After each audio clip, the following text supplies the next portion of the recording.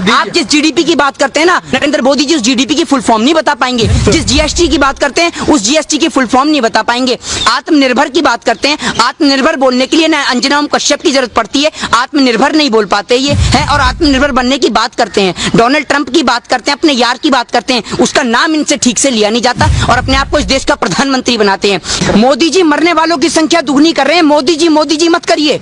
मोदी जी आपका झोला पैक कर दूंगा मैं। आपने बहुत इस देश की जनता को मूर्ख बना लिया। आप मोदी जी करके आप इस देश के मजदूरों को खा गए, किसान को खा गए। आपका पेट अभी भी नहीं भरा, आपका पेट अभी भी खाली है। इस देश की पूरी जनता को खाने में लगे हुए हैं। मोदी जी आप भी मोदी जी कर रहे हैं। आप दलाली खाते हैं क्या मोदी जी की?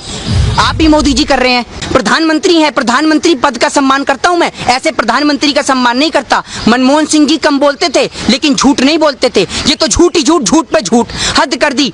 अब बात पानी सर से ऊपर जा चुका है। आप लोगों को मरने के लिए सड़क पे छोड़ रहे हैं। आपके पास कोई सुविधा नहीं है, आपके पास पॉलिसी नहीं है। नरेंद्र मोदी जी अगर आप में दम है तो आइए, आप एक दिन मुझसे ही डिबेट करके दिखाइए। मैं आपको बताऊंगा कि आपको इस देश के बारे में क्या जानकारी है। ये देश वो है जिसके अंदर नालंदा, ताशकंद जैसी यूनिवर्सिटी है। ये देश वो देश है जिन्होंने महारानी लक्ष्मीबाई जैसी वीरांगना को पैदा करा। ये देश में आप जैसे लोगों की जरूरत नहीं है जो इस देश के नागरिकों को मरने के लिए सड़क पे छोड़ दे। वो मजदूर जिसके घर जाने के लिए उस पर किराया नहीं है, खाने को रोटी नहीं है, वो अफसर क्या ढूंढेगा? वो अफसर तो ये ढूंढ रहा है कि कोई खाली पेड़ मिल जाए जिसमें रस्सी भी टंगाई मिल जाए तो मैं अपने परिवार के साथ में मर जाऊं। उस माँ से जाके पूछिए जो सड़क पे मृत हो जाती है। वो एक छोटा बच्चा, छोटी सी उम्र का बच्चा अपनी मृत माँ का दूध पी रहा होता है पेट भरने के लिए। उस माँ से पूछिए जिसके पेट में नवजात शिशु पल्ला होता है और उसको 8 हॉस्पिटल में जाने के बाद भी कहीं जगह नहीं मिलती और वो माँ दर की ठोकरें खा के, अस्पतालों की ठोकरें खा कर एम्बुलेंस के अंदर अपना दम तोड़ देती है। क्या ये घटना शर्मसार नहीं है? आपको भले ही शर्म ना आती हो लेकिन मेरे भी घर में माँ है तो मेरा दिल यहाँ से दुखी होता है और मेरे को शर्मिंदा होती है, शर्मिंदगी महसूस होती है कि आज हमारे देश का प्रधानमंत्री ऐसा है जो अपने व्यापारिक मित्रों की मदद कर रहा है। ऐसी स्थिति में भी वो सोच रहा है कि कैसे मैं चुनावी प्रचार करूं, कैसे मैं बिहार को अपने नाम करूं, कैसे मैं बंगाल को अपना नाम करूं। अमित शाह जी, आपको शर्म आनी चाहिए। आपका भी एक बेटा है, एक बार अपने बेटे की ओर देखिए कि आपका इकलौता बेटा अगर बीमार हो जाता है तो आप उसके लिए क्या कुछ नहीं करेंगे। आप इस देश के तमाम बच्चों की तुलना अपने बेटे के साथ करिए, तब आपको पता चलेगा, तब आपको उस माँ का, उस बेटी का, उस बहन का दर्द समझ में आएगा कि एक बच्चे की कीमत क्या होती है। मजदूर से आपने पूछा कि क्या आप सुविधा दे रहे हैं श्रमिक ट्रेन के अंदर? राजधानी में आप भेज नहीं रहे और राजधानी का किराया वसूल कर रहे हैं। आपको शर्म नहीं आ रही?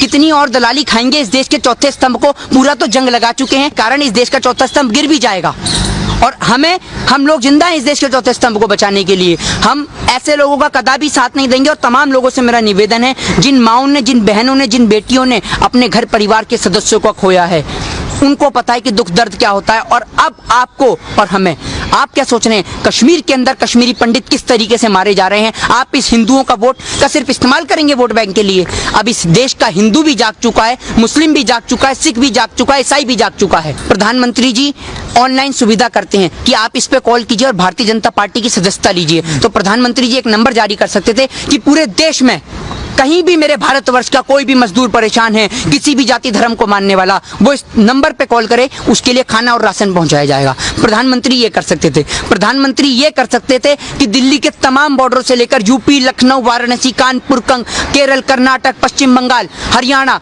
तमाम जगह, क्योंकि प्रधानमंत्री पूरे देश का होता है, तमाम जगहों पर भारतीय जनता पार्टी वालों को और उन निक्करधारी सेवकों को खड़ा कर देते कि कहीं भी मेरे भारतवर्ष का कोई भी मजदूर पैदल जाते हुए दिखे तो उसको सुविधा कराओ आने जाने की, और अगर कोई प्यासा दिखे तो उसे पानी की सुविधा कराओ। देश के प्रधानमंत्री इतना तो कर सकते थे। अरे इस लॉकडाउन के अंदर तो इतना देखने को मिला है कि लोगों को पानी तक नसीब नहीं हुआ, भूखे और प्यासे मर गए।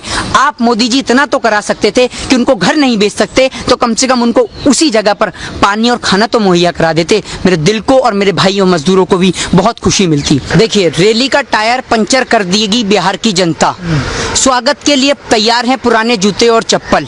ठीक है, और जिस पे रैली पे रथ यात्रा ये करेंगे उसका पंचर करेगी बिहार की जनता। बिहार के अंदर से शुरुआत होगी भारतीय जनता पार्टी की संपूर्ण भारत से जाने की तैयारी। मोदी जी का झोला पैक हो चुका है और उस झोले को एयरपोर्ट तक मोदी जी जाना चाहेंगे फ्लाइट से तो फ्लाइट से, ट्रेन से जाना चाहेंगे तो ट्रेन से, और अगर मोदी जी पैदल जाना चाहेंगे तो पैदल। इस देश की जनता मोदी जी के झोले को पहुंचाने की तैयारी कर रही है जिस तरीके से। और मैं आपको बताऊं सबसे बेहतर है योगी आदित्यनाथ जी, जो कहते हैं कोरोना खत्म खत्म खत्म। योगी आदित्यनाथ जी के पास ऐसी पॉलिसी है कि अगर कोरोना खत्म नहीं होगा तो झट से खत्म कर देंगे। वो क्या पॉलिसी है? वो पॉलिसी ये है कि भारत का नाम बदल के न्यूजीलैंड कर देंगे।